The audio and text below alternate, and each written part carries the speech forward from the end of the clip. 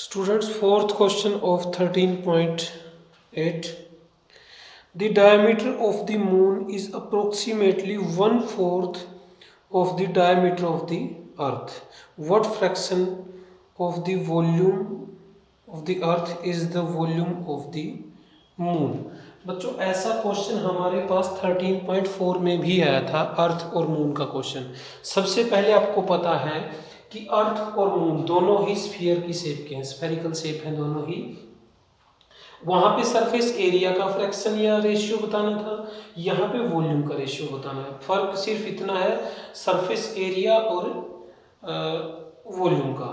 वहां पे surface area का फॉर्मूला लगा देते, यहाँ पे वॉल्यूम का फॉर्मूला लगेगा।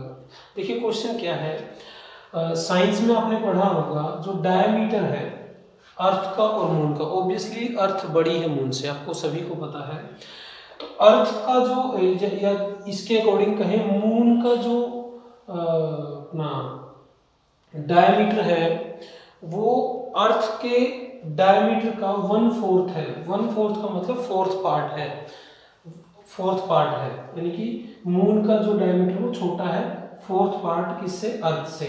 तो इसका मतलब जो अर्थ का डायमीटर है वो मून के डायमीटर का कितना हो जाएगा, 4 टाइम्स हो जाएगा, 4 गुना हो जाएगा। तो ये जैसे अर्थ का जो डायमीटर है या मून का डायमीटर है, अर्थ के डायमीटर से 1/4 है उसका, मून का डायमीटर अर्थ के डायमीटर का 1/4 है।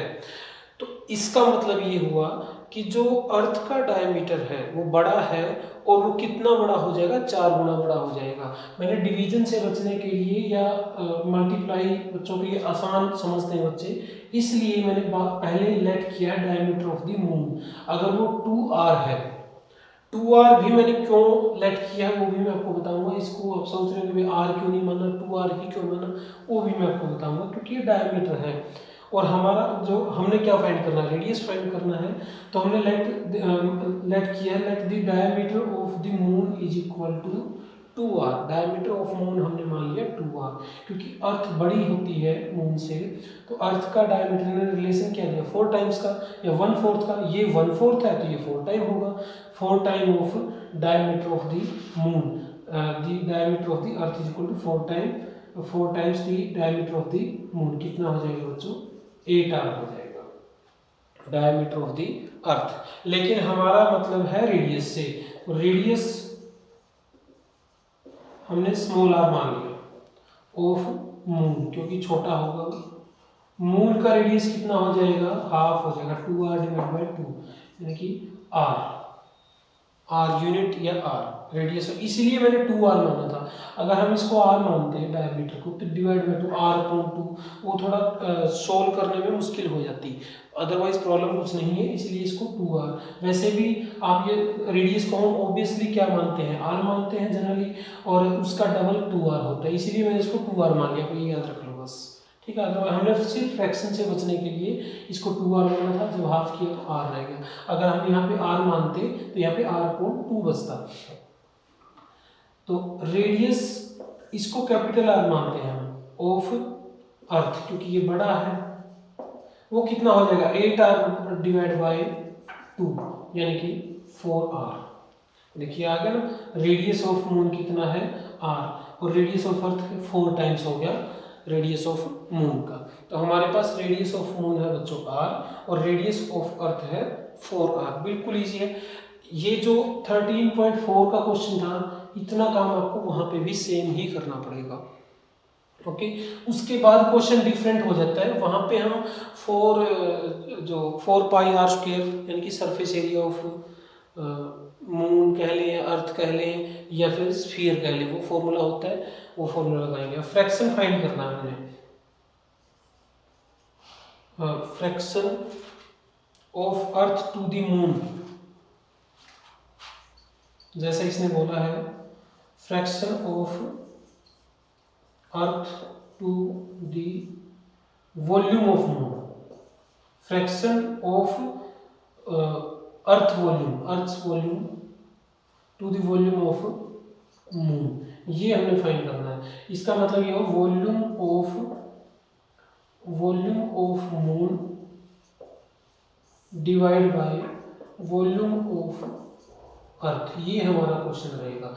Volume of moon divide by volume of earth, ये फ्रैक्शन बच्चों हमने फाइंड करना है। तो फॉर्मूला लगा देते हैं। वॉल्यूम ऑफ मून, मून क्या एक स्फीयर है, स्फीयर का फॉर्मूला क्या होता है 4/3 पाई आर क्यूब। ये होता है अगर रेडियस कितना हो, रेडियस क्या हो, आर रेडियस हो, तो आर रेडियस ही है मून का, तो हमारे पास फॉर्मूला हो जाएगा 4/3 पाई आर क्यूब। ओके, अब है डिवीजन में क्या है, volume of earth 4/3 pi r cube, because capital r is the radius of earth. 4/3 pi r cube. देखिए 4/3 से 4/3 कैंसिल, पाई से पाई कैंसिल। वो क्वेश्चन में भी आपको मैं बता रहा हूँ साथ के साथ, वहां पे हो जाता है ratio of the surface area of moon to the surface area of earth. तो वहां पे हम क्या लिखते हैं, surface area of moon divide by surface area of earth. तो फॉर्मूला क्या लगता है बच्चों, 4 pi R square divide by 4 pi capital are square. ये फर्क हो जाता है, वहां भी 4 से 4 कैंसिल हो जाता है, पाई से पाई कैंसिल हो जाता है, हमारे पास बचता r square, small r square divide by capital are square. अब यहाँ पे क्या बचा है, r cube divide by capital r cube. अब आर की वैल्यू तो बच्चों आर ही है, रेडियस ऑफ मून। उसके बाद है ये रेडियस है अर्थ का, अर्थ के रेडियस की वैल्यू कितनी है 4r, 4 स्मॉल r। तो जब ये कैपिटल आर क्यूब है, तो जब वैल्यू पुट करेंगे ये हो जाएगा 4 स्मॉल r क्यूब। सिर्फ हमने रेडियस की, जो अर्थ की रेडियस की उसकी वैल्यू पुट करी है बच्चों। ये इसको जब ओपन करेंगे ब्रैकेट को, आर क्यूब डिवाइड बाय 4 का क्यूब बच्चों होता है 64, 4 क्यूब मतलब 4 मल्टीप्लाई बाय 4 मल्टीप्लाई बाय 4, और 64, और ये हो गया बच्चों आर क्यूब। आर क्यूब से आर क्यूब कैंसिल, ऊपर कितना बचेगा 1, 1 divide by 64 is the fraction, required fraction. ये अपने पास आंसर आएगा इसका। मैं आपको जो 13.4 का क्वेश्चन भी करवा के दे रहा हूँ यहाँ पे, उसका भी हम फाइंड कर लेते हैं। जो रेशियो था, surface area of moon divide by surface area of earth, वो था 4 pi R square divide by 4 pi capital are square. Okay, ये हमने रेशियो फाइंड करना है surface area of moon and surface area of earth. थोड़ा बड़ा लिख लेते हैं इसको, 4 pi R square divide by 4 pi R square. ये क्वेश्चन बहुत इंपॉर्टेंट है बच्चों, 13.4 का क्वेश्चन है ये, यहाँ पे जो मैं बता रहा हूँ आपको। यहाँ तक का तो क्वेश्चन आपको बताया सेम ही होगा। जो ये क्वेश्चन है इसमें हम ये पार्ट करेंगे, ये वाला सारा पार्ट, और इसमें जो 13.4 का क्वेश्चन था रीड करेंगे आप जब वहाँ पे, तो ये पार्ट में आपको यहाँ पे करवा रहा हूँ। 4 से 4 कैंसिल, पाई से पाई कैंसिल, आर स्क्वायर, क्योंकि मून का रेडियस जो आर ही है तो इसकी वैल्यू में तो कोई चेंज नहीं होगा। Capital R square, capital R क्या था, रेडियस ऑफ अर्थ, उसकी वैल्यू कितनी है 4r, तो ये हो जाएगा बच्चों 4r का स्क्वायर, 4r का स्क्वायर।